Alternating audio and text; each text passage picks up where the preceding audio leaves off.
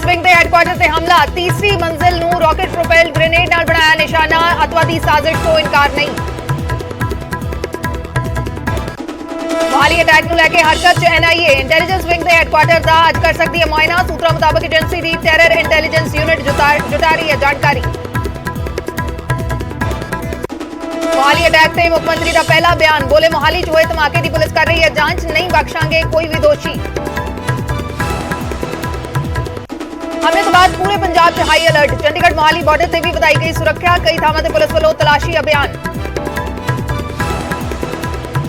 Rocket attack से विरोधियों ने सीएम मान दी कानून व्यवस्था ते ध्यान देने की नसीहत, अकाली दल ते बीजेपी बोले पंजाब च लगातार हालात हो रहे खराब, तक साबका गृह मंत्री रंधावा ने जताया फिरकू पुणे की साजिश का शक। जिंदरपाल बग्गा ਦੀਆਂ 2 ਪਟੀਸ਼ਨਾਂ ਤੇ ਅੱਜ ਹਾਈਕੋਰਟ 'ਚ ਸੁਣਵਾਈ, ਬੱਗਾ ਨੇ गिरफ्तारी वारंट ਅਤੇ FIR ਰੱਦ ਕਰਨ ਦੀ ਕੀਤੀ ਹੈ ਮੰਗ, ਹਾਈਕੋਰਟ ਤੋਂ ਅੱਜ ਤੱਕ ਮਿਲੀ ਹੋਈ ਹੈ गिरफ्तारी ਤੋਂ ਰਾਹਤ। ਦਿੱਲੀ ਤੋਂ ਬਾਅਦ ਰਾਜਸਥਾਨ 'ਚ ਪੰਜਾਬ ਪੁਲਿਸ ਤੇ ਕਿਡਨੈਪਿੰਗ ਦਾ ਕੇਸ, ਕੋਟਾ ਤੋਂ ਇੱਕ ਨੌਜਵਾਨ ਨੂੰ ਚੁੱਕਣ ਦਾ ਇਲਜ਼ਾਮ, ਹੁਸ਼ਿਆਰਪੁਰ ਦੇ DSP ਅਤੇ SHO ਸਮੇਤ 14 ਮੁਲਾਜ਼ਮ ਨਾਮਜ਼ਦ। ਸਿੱਖਿਆ ਖੇਤਰ 'ਚ ਸੁਧਾਰ ਨੂੰ ਲੈ ਕੇ ਹਲਚਲ ਤੇਜ਼, ਅੱਜ ਲੁਧਿਆਣਾ 'ਚ ਅਧਿਕਾਰੀਆਂ ਅਤੇ ਪ੍ਰਿੰਸੀਪਲਸ ਦੇ ਨਾਲ ਚਰਚਾ ਕਰਨਗੇ ਸੀਐਮ ਮਾਨ, ਸਿੱਖਿਆ ਮੰਤਰੀ ਮੀਤ ਹੇਅਰ ਬੋਲੇ ਜ਼ਮੀਨੀ ਪੱਧਰ ਤੇ ਕਰ ਰਹੇ ਹਾਂ ਕੰਮ। तेई किसान जथेबंदियां आज बिजली मंत्री नाल करनगियां मीटिंग, दोपहर 1 बजे पंजाब भवन च होएगी बैठक, बिजली संबंधी आ रही दिक्कतां ते होएगी चर्चा। साबका मंत्रियों के एक्शन की तैयारी की मान सरकार, ट्रांसपोर्ट मंत्री लालजीत भुल्लर का बयान, किया बसां दी बॉडीज नूं लैके साबका मंत्री राजा वड़िंग तो की जा सकती है पुछगिछ, OP सोनी नाल जुड़े अमृतसर सर्किट हाउस मामले की भी की जा रही है जांच।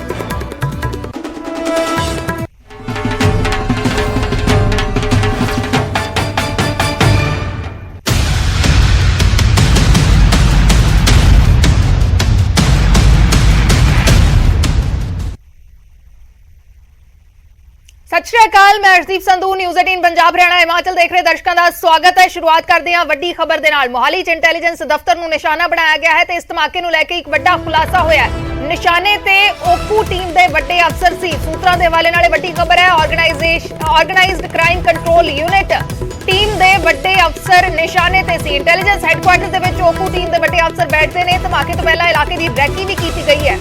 दहशतगर्दां ने अफसरां दे आउण जाण तक दी जानकारी जुटाई है। सूत्रां दे हवाले नाल वड्डी खबर है, ओकू टीम दे अफसर निशाने ते सी। रैकी तो बाद ही RPG दे नाल रॉकेट प्रोपेल्ड ग्रेनेड दे नाल हमला किया गया है। टारगेट वाली जगह की भी रैकी की गई है। शाम करीब 7:45 के आसपास वारदात नूं अंजाम दिता गया था। इस दे नाल जुड़ी वड्डी खबर है, मोहाली धमाके नूं लैके वड्डा खुलासा होया। निशाने ते ओकू टीम दे वड्डे अफसर सी। ऑर्गेनाइज्ड क्राइम कंट्रोल यूनिट ਇਹ ਟੀਮ ਦੇ ਵੱਡੇ ਅਫਸਰ ਨਿਸ਼ਾਨੇ ਤੇ ਸੀ। ਇੰਟੈਲੀਜੈਂਸ ਹੈਡਕੁਆਰਟਰ ਦੇ ਵਿੱਚ ਇਹ ਅਫਸਰ ਬੈਠਦੇ ਨੇ। ਧਮਾਕੇ ਤੋਂ ਪਹਿਲਾਂ ਇਲਾਕੇ ਦੀ ਰੈਕੀ ਕੀਤੀ ਗਈ ਹੈ। ਰੈਕੀ ਤੋਂ ਬਾਅਦ ਹੀ ਅਟੈਕ ਕੀਤਾ ਗਿਆ ਹੈ। ਕੱਲ ਸ਼ਾਮ 7:45 ਤੇ ਹਮਲਾ ਕੀਤਾ ਗਿਆ। ਹਾਲਾਂਕਿ ਕੋਈ ਜਾਨੀ ਨੁਕਸਾਨ ਇਸ ਹਮਲੇ ਦੇ ਵਿੱਚ ਨਹੀਂ ਹੋਇਆ, ਲੇਕਿਨ ਇੱਕ ਵੱਡਾ ਹਮਲਾ ਇਸ ਨੂੰ ਕਰਾਰ ਦਿੱਤਾ ਜਾ ਸਕਦਾ ਹੈ ਕਿਉਂਕਿ ਇੰਟੈਲੀਜੈਂਸ ਦਫ਼ਤਰ ਤੇ ਹਮਲਾ ਹੋਇਆ। ਵੱਡਾ ਖੁਲਾਸਾ ਇਸ ਵੇਲੇ ਕੀਤਾ ਗਿਆ ਹੈ। ਸੂਤਰਾਂ ਦੇ ਹਵਾਲੇ ਨਾਲ ਇਹ ਖਬਰ ਹੈ ਕਿ ਆਰਗੇਨਾਈਜ਼ਡ ਕ੍ਰਾਈਮ ਕੰਟਰੋਲ ਯੂਨਿਟ ਓਕੂ ਦੀ ਟੀਮ ਦੇ ਅਫਸਰਾਂ ਦੇ अफसर निशाने दे सन। वड्डे अफसर निशाने सन। अफसरां दे आउण जाण तक दी जानकारी जुटाई गई है। रैकी कीती गई। रैकी करके इस वारदात नूं अंजाम दिता गया है। हालांकि कोई जानी नुकसान इस मामले दे विच, इस घटना दे विच नहीं होया, लेकिन एक वड्डी घटना हुई है। SIT का गठन कर दिता गया है पूरे मामले की जांच दे लई। नैशनल इन्वेस्टिगेटिव एजेंसी दे वल्लों भी जांच की जाएगी। NIA की टीम भी पहुंचेगी। इलाके दे विच इस वेले सील कर दिता गया है पूरा इलाका ते आसपास तलाशी भी ली जा रही है। सुरक्षा के इंतजाम बता दिए गए ने। वाहनों की चेकिंग की जा रही है। मामला भी दर्ज किया गया है। अणपछातियां के खिलाफ कई तरह तहत मामला दर्ज किया गया है। 2 शक्की व्यक्ति नजर आए ने। CCTV फुटेज देखी जा रही है। 2 शक्की व्यक्ति नजर आए ने।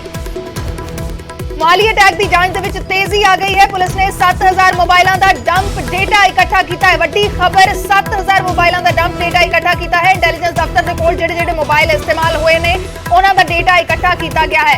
कल शाम 7:45 ते हमला किया गया है। 7 बजे तो लैके 8 बजे तक का डेटा इकट्ठा किया गया है। 7000 मोबाइलों का डंप डेटा इकट्ठा किया गया है। यानी कि इस दफ्तर के आस पास जिन्ने भी मोबाइल जो है वो इस्तेमाल हुए ने 7 बजे तो लैके 8 बजे तक उन्हों का डेटा इकट्ठा किया गया है। यानी कि जांच की जाएगी कि कौन ਕਿੰਨੀ ਨੇੜੇ ਸੀ ਇਸ ਬਿਲਡਿੰਗ ਦੇ, ਕੌਣ ਉਸ ਰੇਂਜ ਦੇ ਵਿੱਚ ਸੀ ਜਿਸ ਦੇ ਵੱਲੋਂ ਹਮਲਾ ਕੀਤਾ ਗਿਆ ਹੋ ਸਕਦਾ ਹੈ। ਡੰਪ ਡੇਟਾ ਇਕੱਠਾ ਕੀਤਾ ਗਿਆ ਹੈ, 7000 ਮੋਬਾਈਲਾਂ ਦਾ ਡੰਪ ਡੇਟਾ ਇਕੱਠਾ ਕੀਤਾ ਗਿਆ ਹੈ।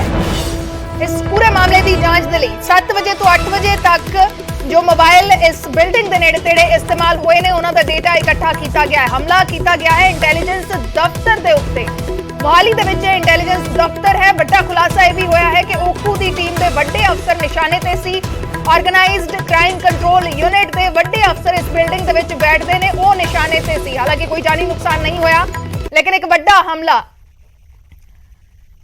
ਤੇ ਇਸ ਮਾਮਲੇ ਦੇ ਉੱਤੇ ਸੀਐਮ ਭਗਵੰਤ ਮਾਨ ਦਾ ਪਹਿਲਾ ਬਿਆਨ ਆਇਆ ਹੈ। ਲਿਖਿਆ ਹੈ ਕਿ ਮੋਹਾਲੀ ਹੋਏ ਬਲਾਸਟ ਦੀ ਜਾਂਚ ਪੰਜਾਬ ਪੁਲਿਸ ਕਰ ਰਹੀ ਹੈ। ਪੰਜਾਬ ਦਾ ਜੋ ਵੀ ਮਾਹੌਲ ਖਰਾਬ ਕਰਨ ਦੀ ਕੋਸ਼ਿਸ਼ ਕਰ ਰਿਹਾ ਹੈ ਉਸ ਨੂੰ ਬਖਸ਼ਿਆ ਨਹੀਂ ਜਾਏਗਾ। ਜਿਸ ਕਿਸੇ ਨੇ ਵੀ ਪੰਜਾਬ ਦਾ ਮਾਹੌਲ ਖਰਾਬ ਕਰਨ ਦੀ ਕੋਸ਼ਿਸ਼ ਕੀਤੀ ਉਸ ਨੂੰ ਬਖਸ਼ਿਆ ਨਹੀਂ ਜਾਏਗਾ। ਵੱਖ-ਵੱਖ ਸਿਆਸੀ ਧਿਰਾਂ ਦੇ ਵੱਲੋਂ, ਸਿਆਸੀ ਆਗੂਆਂ ਦੇ ਵੱਲੋਂ ਵੀ ਪ੍ਰਤੀਕਰਮ ਆਇਆ ਹੈ। ਕਾਨੂੰਨ ਵਿਵਸਥਾ ਨੂੰ ਲੈ ਕੇ ਸਵਾਲ ਵੀ ਖੜੇ ਕੀਤੇ ਗਏ ਨੇ। ਨਾਲ ਹੀ ਇਸ ਮਾਮਲੇ ਦੀ ਡੂੰਘਾਈ ਦੇ ਨਾਲ ਜਾਂਚ ਕਰਨ ਦੇ ਲਈ ਕਹਿ ਰਹੇ ਨੇ ਤਾਂ ਕਿ जो भी इस घटना के पिछे ने पंजाब का माहौल खराब करने की कोशिश कर रहे हैं वो बेनकाब होण। सीएम भगवंत मान लगातार अफसरों के संपर्क ने, डीजीपी तो उन्होंने इस पूरे मामले की रिपोर्ट भी मंगी है। नाल ही कह रहे हैं कि पंजाब का जिस किसी ने भी माहौल खराब करने की कोशिश की उसनूं बख्शिया नहीं जाएगा। एक बड़ा हमला इंटैलीजेंस दफ्तर को निशाना बनाया गया है। इंटैलीजेंस दफ्तर दे विच ऑर्गेनाइज्ड क्राइम कंट्रोल यूनिट ओकू के बड़े अफसर बैठते हैं, उन्होंने निशाना बनाया गया है। हालांकि कोई जानी नुकसान नहीं होया, लेकिन एक बड़ा हमला। दिल्ली के मुख्यमंत्री अरविंद केजरीवाल ने भी इस मसले से ट्वीट किया है। लिखा है कि मोहाली दे विच होया हमला कायराना हरकत है। उन्होंने लोगों की कायराना हरकत है जो पंजाब की शांति भंग करना चाहते हैं। आम आदमी पार्टी उन्होंने लोगों के मनसूबे पूरे नहीं होने देगी। पंजाब के सारे लोगों नाल मिलकर हर हालात च शांति कायम रखी जाएगी ते दोषियों को सख्त तो सख्त सजा दिवाई जाएगी। आम आदमी पार्टी के सुप्रीमो ते दिल्ली के मुख्यमंत्री अरविंद केजरीवाल ने ट्वीट किया है। लिखा है कि मोहाली ब्लास्ट उन्होंने लोगों की कायराना हरकत है जो पंजाब की शांति भंग करना चाहते हैं। आम आदमी पार्टी उन्होंने लोगों के मनसूबे पूरे नहीं होने देगी।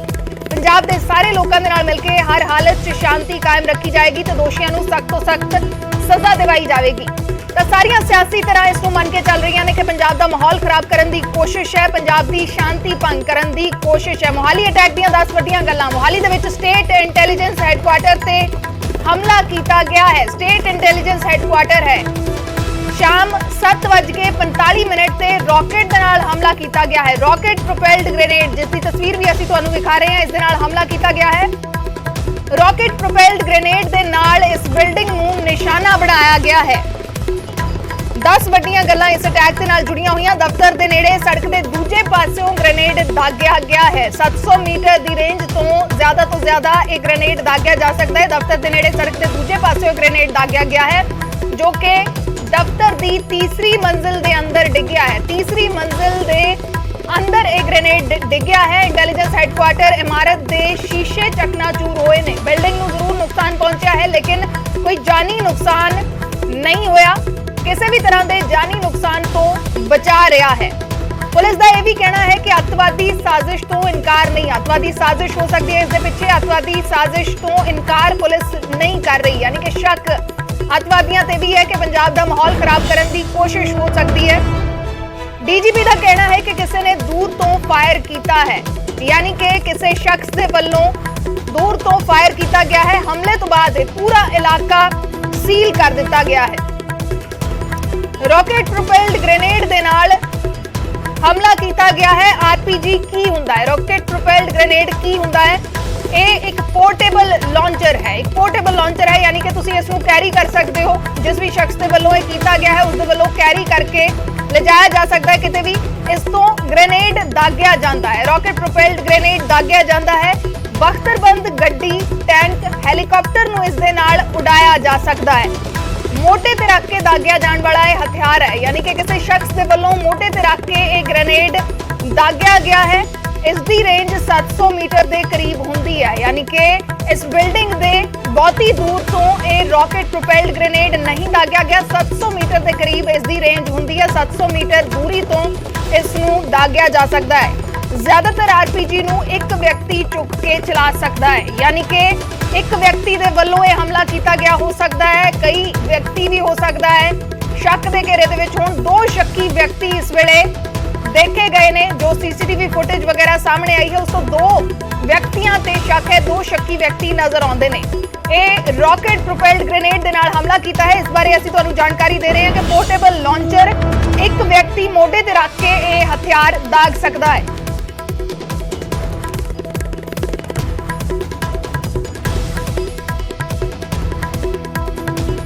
ਮੋਹਾਲੀ ਦੇ ਸਟੇਟ ਇੰਟੈਲੀਜੈਂਸ ਦਫ਼ਤਰ ਦੇ ਬਾਹਰ ਬਲਾਸਟ ਮਾਮਲੇ 'ਚ ਹੁਣ ਪੂਰੀ ਜਿਹੜੀ ਟੀਮ ਹੈ ਉਹ ਲੱਗ ਚੁੱਕੀ ਹੈ। ਮਾਮਲਾ ਦਰਜ ਕਰਨ ਤੋਂ ਬਾਅਦ ਜਿਹੜੀ ਸਪੈਸ਼ਲ ਇਨਵੈਸਟੀਗੇਸ਼ਨ ਟੀਮ ਬਣਾਈ ਗਈ ਹੈ ਉਹਦੇ ਵਿੱਚ ਕਈ ਵੱਡੇ ਜਿਹੜੇ ਖੁਲਾਸੇ ਹੈ ਉਹ ਸਾਹਮਣੇ ਆ ਰਹੇ ਨੇ। ਸਟੇਟ ਇੰਟੈਲੀਜੈਂਸ ਦਾ ਜਿਹੜਾ ਦਫ਼ਤਰ ਹੈ ਉਹਦੇ ਵਿੱਚ ਹੁਣ ਤੱਕ ਦੀ ਜਿਹੜੀ ਇਨਫੋਰਮੇਸ਼ਨ ਸਾਹਮਣੇ ਆ ਰਹੀ ਹੈ ਕਿ ਇਹ ਪੂਰੀ ਜਿਹੜੀ ਹੈ ਰੈਕੀ ਕੀਤੀ ਗਈ ਹੈ। ਜਿਹੜੇ ਵੀ ਦਹਿਸ਼ਤਗਰਦ ਸੀਗੇ, ਕਿਉਂਕਿ ਹੁਣ ਤੱਕ ਦੀ ਜਿਹੜੀ ਜਾਣਕਾਰੀ ਆ ਰਹੀ ਹੈ ਉਹਦੇ ਵਿੱਚ ਸਵਿਫਟ ਗੱਡੀ ਜਿਹੜੀ ਹੈ ਉਹ ਦੇਖੀ ਗਈ ਹੈ। ਸਵਿਫਟ ਗੱਡੀ 'ਚ ਕਈ ਲੋਕ ਜਿਹੜੇ ਸਵਾਰ ਦੱਸੇ ਗਏ ਸੀ, ਉਹ ਸਾਰੇ ਜਿਹੜੇ ਕਿਸ ਤਰ੍ਹਾਂ ਉਹਨਾਂ ਨੇ ਪੂਰਾ ਇਹ ਵਾਰਦਾਤ ਨੂੰ ਅੰਜਾਮ ਦਿੱਤਾ, ਇਹ ਸਾਰਾ ਹੁਣ ਇਨਵੈਸਟੀਗੇਸ਼ਨ ਕੀਤੀ ਜਾ ਰਹੀ ਹੈ ਕਿ ਜਿਹੜੇ ਉੱਪਰ ਫਲੋਰ ਤੇ ਆਰਪੀਜੀ ਜਿਹੜਾ ਯੂਜ਼ ਹੋਇਆ ਉਹਦੇ ਵਿੱਚ, ਹਾਲਾਂਕਿ ਪੁਲਿਸ ਵੱਲੋਂ ਉਨ ਸਾਰਾ ਜਿਹੜੇ ਇੱਥੇ ਆਸ-ਪਾਸ ਲੱਗਦੇ ਨੇ 3 ਟਾਵਰ ਨੇ, ਮੋਬਾਈਲ ਦੇ 3 ਟਾਵਰਸ ਨੇ ਜਿੱਥੇ 7000 ਮੋਬਾਈਲ ਡੰਪ ਡਾਟਾ ਜਿਹੜਾ ਹੈ ਉਹ ਲੈ ਲਿਆ ਗਿਆ ਹੈ। ਡੰਪ ਡਾਟਾ ਲੈ ਕੇ ਹੁਣ ਪੂਰੀ ਇਨਵੈਸਟੀਗੇਸ਼ਨ ਕੀਤੀ ਜਾ ਰਹੀ ਹੈ।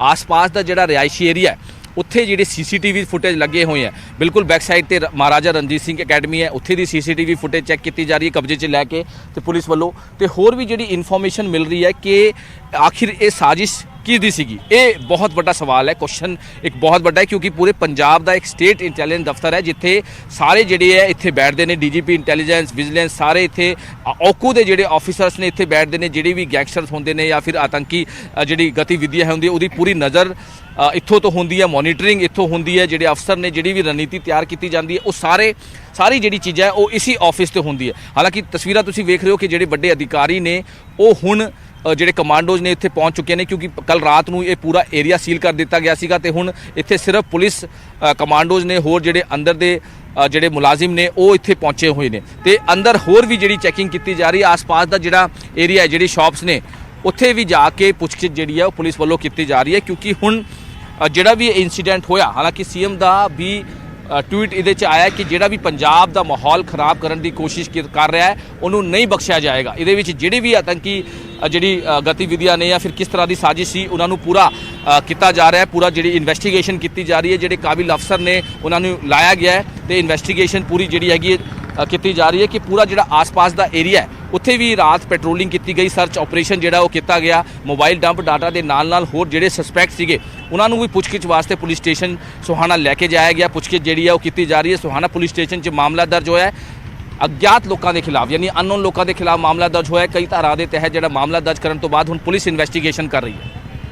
ਮੋਹਾਲੀ ਤੋਂ ਕੈਮਰਾਮੈਨ ਸੰਦੀਪ ਕੁਮਾਰ ਨਾਲ ਮਨੋਜ ਰਾਠੀ, ਨਿਊਜ਼ 18 ਪੰਜਾਬ। ਤਾਂ ਇੱਕ ਵੱਡਾ ਹਮਲਾ ਕੀਤਾ ਗਿਆ ਹੈ ਤੇ ਇਸ ਮਾਮਲੇ ਦੇ ਵਿੱਚ ਹੁਣ ਅੱਤਵਾਦੀ ਸਾਜ਼ਿਸ਼ ਦੇ ਨਾਲ ਤਾਰ ਜੁੜ ਰਹੇ ਨੇ। ਇੰਟੈਲੀਜੈਂਸ ਹੈੱਡਕੁਆਰਟਰ ਨੂੰ ਤਬਾਹ ਕਰਨਾ ਇਸ ਦਾ ਮਕਸਦ ਹੋ ਸਕਦਾ ਹੈ। ਆਰਪੀਜੀ ਦਾ ਇਸਤੇਮਾਲ ਦਹਿਸ਼ਤਗਰਦੀ ਵਾਰਦਾਤਾਂ ਦੇ ਵਿੱਚ ਹੁੰਦਾ ਹੈ। ਆਰਪੀਜੀ ਦਾ ਇਸਤੇਮਾਲ ਕੀਤਾ ਗਿਆ ਹੈ।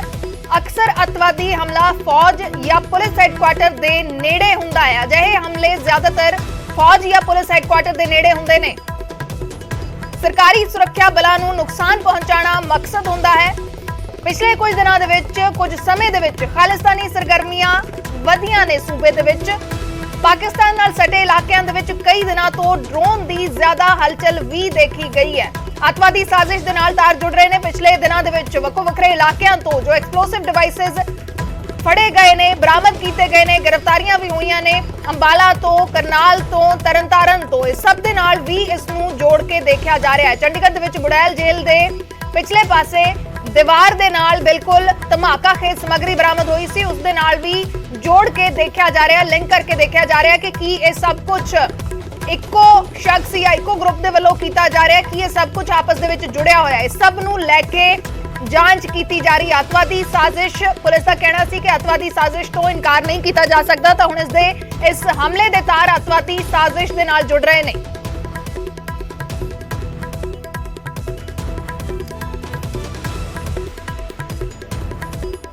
ਮੋਹਾਲੀ ਅਟੈਕ ਦੇ ਨਾਲ ਕਈ ਸਵਾਲ ਖੜੇ ਹੋਏ ਨੇ। ਮੋਹਾਲੀ ਅਟੈਕ ਕਿਉਂ ਹੋਇਆ? ਖਤਰਨਾਕ ਵਿਸਫੋਟਕ ਕਿੱਥੋਂ ਆਇਆ? ਇੰਟੈਲੀਜੈਂਸ ਬਿਲਡਿੰਗ ਦੇ ਨੇੜੇ ਆਰਪੀਜੀ ਕਿਵੇਂ ਆਇਆ? ਇਹ ਕੋਈ ਛੋਟੀ ਮੋਟੀ ਬਿਲਡਿੰਗ ਨਹੀਂ ਹੈ, ਸਟੇਟ ਇੰਟੈਲੀਜੈਂਸ ਹੈੱਡਕੁਆਰਟਰ ਹੈ। ਇੰਟੈਲੀਜੈਂਸ ਹੈੱਡਕੁਆਰਟਰ ਦੀ ਸੁਰੱਖਿਆ 'ਚ ਕੀ ਕੁਤਾਹੀ ਹੋਈ ਹੈ? ਕੀ ਸੁਰੱਖਿਆ 'ਚ ਕੁਤਾਹੀ ਹੋਈ ਹੈ? ਇੰਟੈਲੀਜੈਂਸ ਏਜੰਸੀਆਂ ਕੀ ਨਾਕਾਮ ਰਹੀਆਂ ਨੇ? ਕੀ ਇਹ ਇੰਟੈਲੀਜੈਂਸ ਏਜੰਸੀਆਂ ਦੀ ਨਾਕਾਮੀ ਹੈ? ਕਈ ਵੱਡੇ ਸਵਾਲ ਖੜੇ ਹੋਏ ਨੇ ਕਿਉਂਕਿ ਇਹ ਕਿਸੇ ਛੋਟੀ-ਮੋਟੀ ਜਗ੍ਹਾ ਦੇ ਉੱਤੇ ਹਮਲਾ ਨਹੀਂ ਹੋਇਆ, ਭਾਵੇਂ ਇਹ ਮਾਈਨਰ ਅਟੈਕ ਹੋਏ ਕਿਉਂਕਿ ਕੋਈ ਜਾਨੀ ਨੁਕਸਾਨ ਨਹੀਂ ਹੋਇਆ, ਲੇਕਿਨ स्टेट इंटेलिजेंस हैडक्वार्टर ते हमला होया है। खतरनाक विस्फोटक कित्थों आया? इंटेलिजेंस बिल्डिंग दे नेड़े आरपीजी कित्थों आया? इंटेलिजेंस हैडक्वार्टर दी सुरक्षा च की कुताही हुई है? इंटेलिजेंस एजेंसियां नाकाम रहीਆਂ ने? ये सारे सवाल खड़े हुंदे ने इस हमले तो बाद।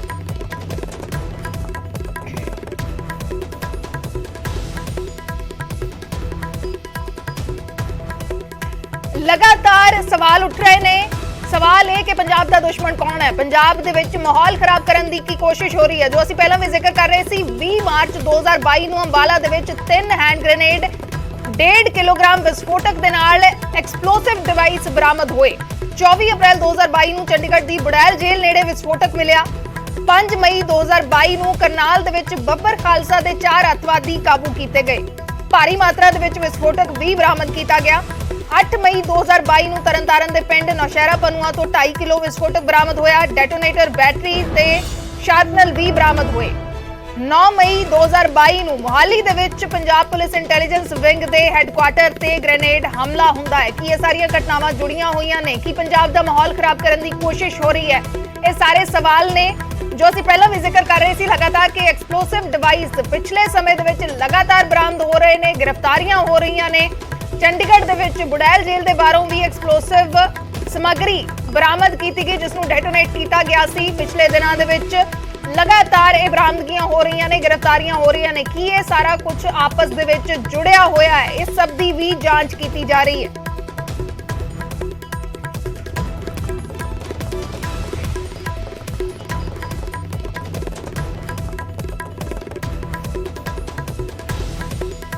सवाल बहुत सारे ने, सवाल कई खड़े हुंदे ने इस अटैक दे नाले। छोटा मोटा हमला नहीं है।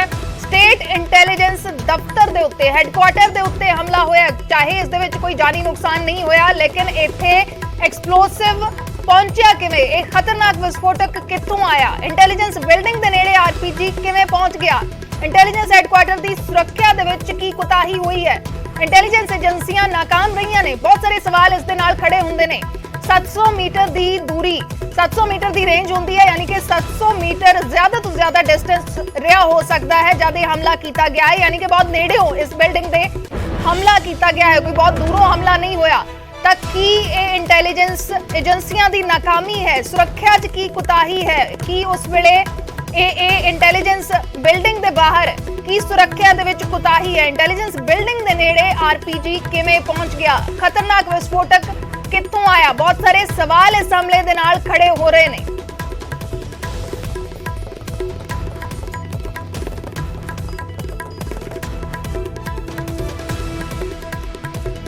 ਤਾਂ ਇਹ 5 ਤਸਵੀਰਾਂ ਅਸੀਂ ਤੁਹਾਨੂੰ ਵਿਖਾ ਰਹੇ ਹਾਂ। ਮੋਹਾਲੀ ਇੰਟੈਲੀਜੈਂਸ ਹੈੱਡਕੁਆਰਟਰ ਤੇ ਹਮਲਾ ਹੋਇਆ ਹੈ। ਰॉकेट ਦੇ ਨਾਲ ਹਮਲਾ ਕੀਤਾ ਗਿਆ ਹੈ। रॉकेट प्रोपेल्ड ग्रेनेड है जो बरामद होया है, जिस दे नाल बिल्डिंग दे शीशे तक टुट गए ने।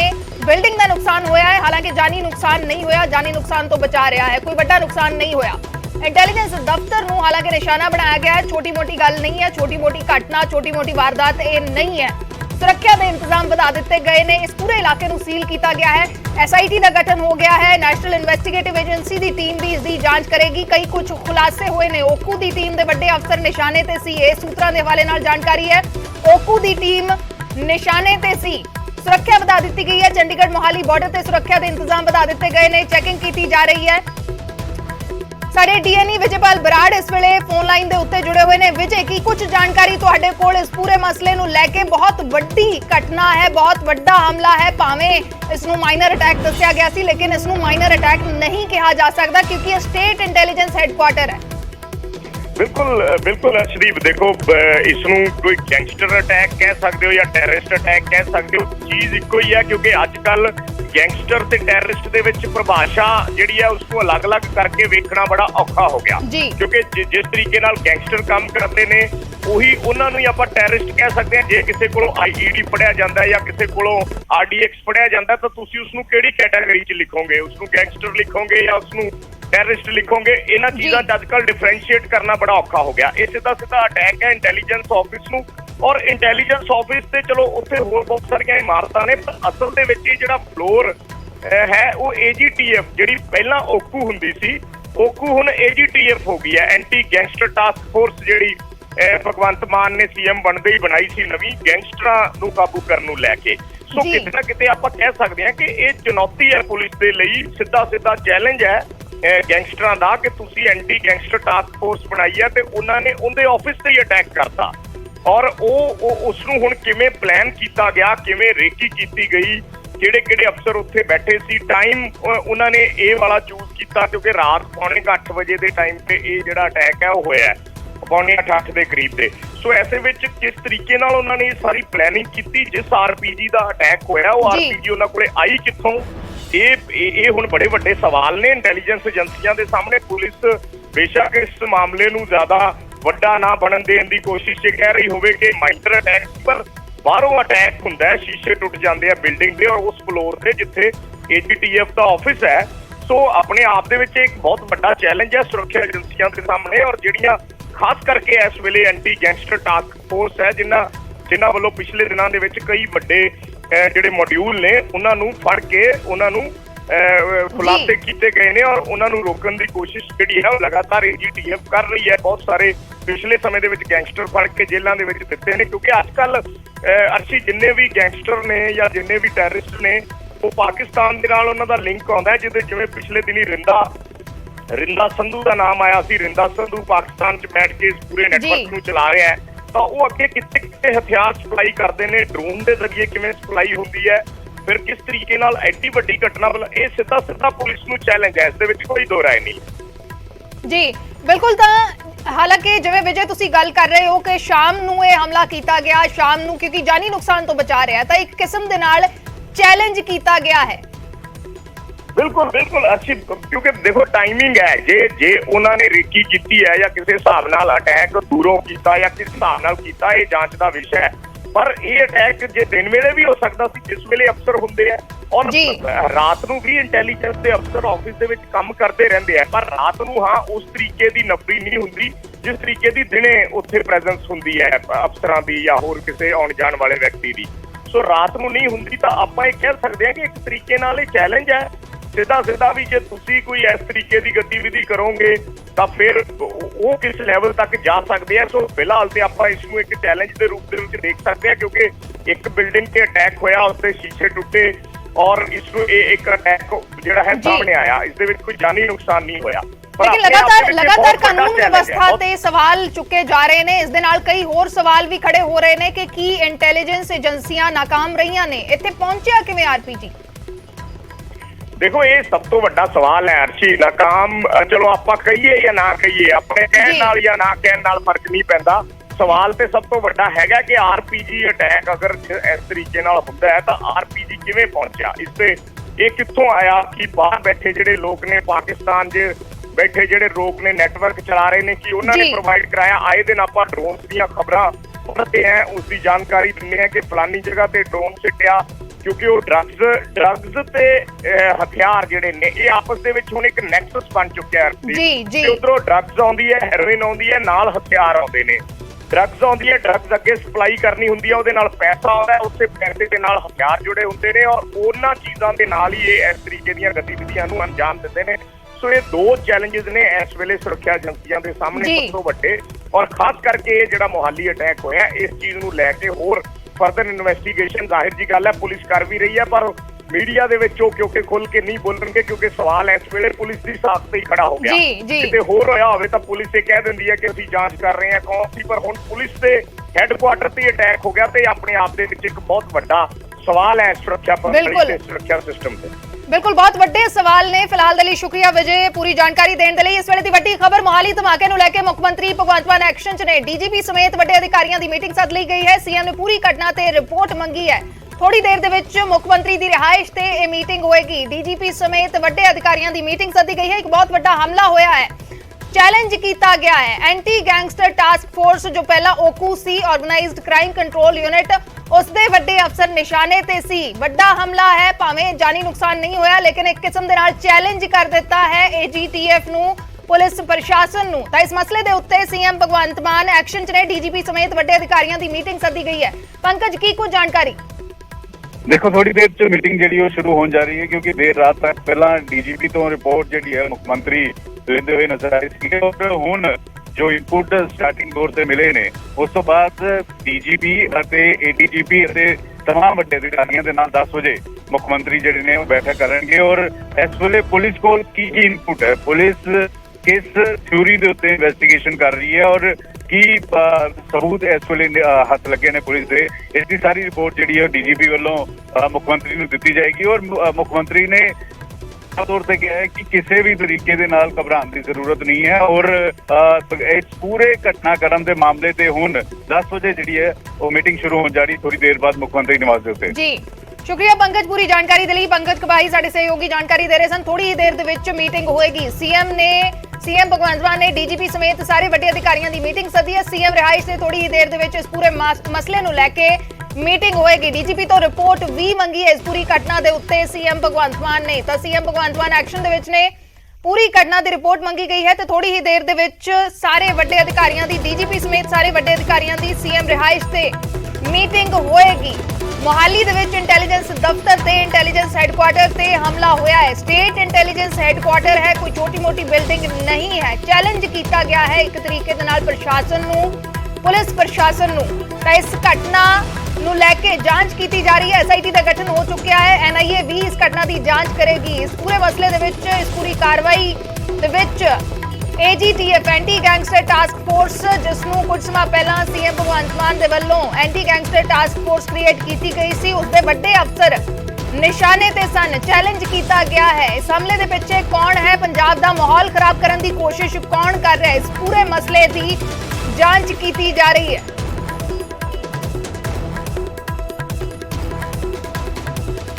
ਇੱਕ ਛੋਟੇ ਜਿਹੇ ਬ੍ਰੇਕ ਦੇ ਲਈ ਰੁਕਦੇ ਹਾਂ।